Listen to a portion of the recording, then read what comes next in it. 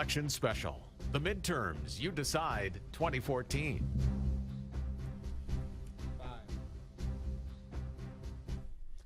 And as we welcome you back to the anchor desk, along with Ed Berliner, J.D. Hayworth, you know, it's interesting, Ed, this Newsmax team features someone who's, I guess, in a sense, worked against me in politics and also given me some advice, and we're just so pleased to have him along tonight for his insights and analysis. Knows where the bodies are buried, as they might say somewhere, okay?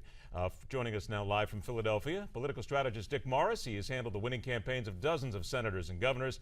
All right, Dick, we're starting to hear a couple of things come in, a couple of outcomes coming in here very early that we expected. So what's your big prediction here as you think things will fall this evening? You guys have seatbelts? Yeah. Yeah, we got seatbelts in there, actually, and it's a 5-point seatbelt on this one. We're ready to go. We're going to gain somewhere between 10 and 15 seats. Republicans will end up with 55 to 60 seats, it looks like. The way I'm deriving that is that McConnell was polling constantly about 6 points ahead, and he's now winning by 13 with half of the vote in.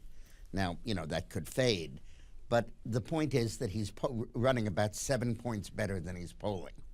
Gillespie was polling about 7 points behind. Now, with only about 40% of the vote in, he's 8 points ahead. Now, these trends, which are now focused in these particular states, are generic.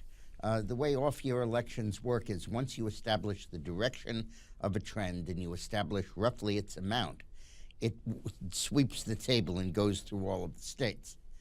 So based on this, which is based on 2 or 3 states, really just Kentucky, I think that the Republicans are going to win all of the seats that are contested, including New Hampshire, North Carolina, Georgia, very probably Alaska, Colorado, Iowa, Louisiana, although that won't be apparent tonight, Arkansas, and then I think there are other seats for which they might contest. We might win Virginia.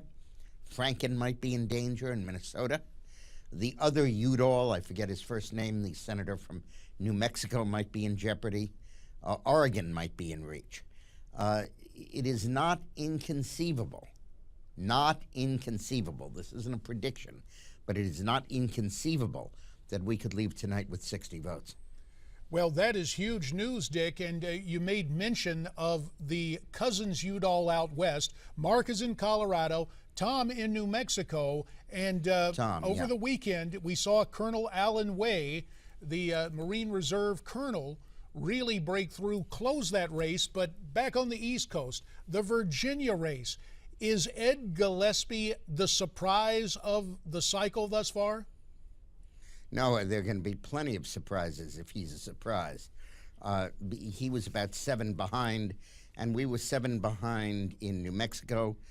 We were about 12 behind in Oregon. We were about 8 behind in Minnesota. And if Gillespie's coming in with the win, much less a win by any kind of margin, then a whole lot of these are going to fall into place. This is not a midterm cycle. This is a coup d'etat. Wow. Big words there. Dick, you mentioned that earlier today, but it is worth cautioning, and you're saying not an absolute prediction. Of course, in the Commonwealth of don't take me to the bank. Not yet.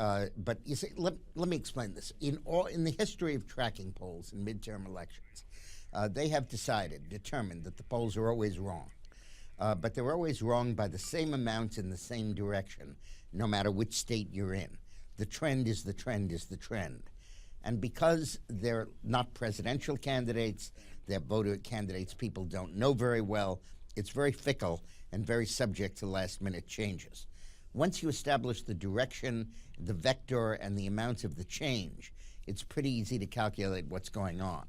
And the giveaway is that if Mitch McConnell is carrying Kentucky by double digits, when the polling only showed him 6 ahead at best, then you've got a thing of +3, +4, +5, +6 for the Republican Party. Once you're at 6 points, you've long since left behind New Hampshire and North Carolina, and you're looking ahead to some of these other states, Virginia, New Mexico, Oregon, and Minnesota. All right, Dick Morris, thanks so much from Philadelphia. We'll check in with Dick as the night goes on. Right now, let's go quickly to Washington, D.C., and let's check in with John Gizzi from Newsmax Media. John is there. He is the guy who knows where all the players are. John, we're going to be checking with you throughout the evening. We got about a minute and a half here right now. So what's the feeling in Washington now as we get through these early stages? Well, I think at this point, Republicans are much more than cautiously optimistic about taking the Senate, and they're downright bullish at this point.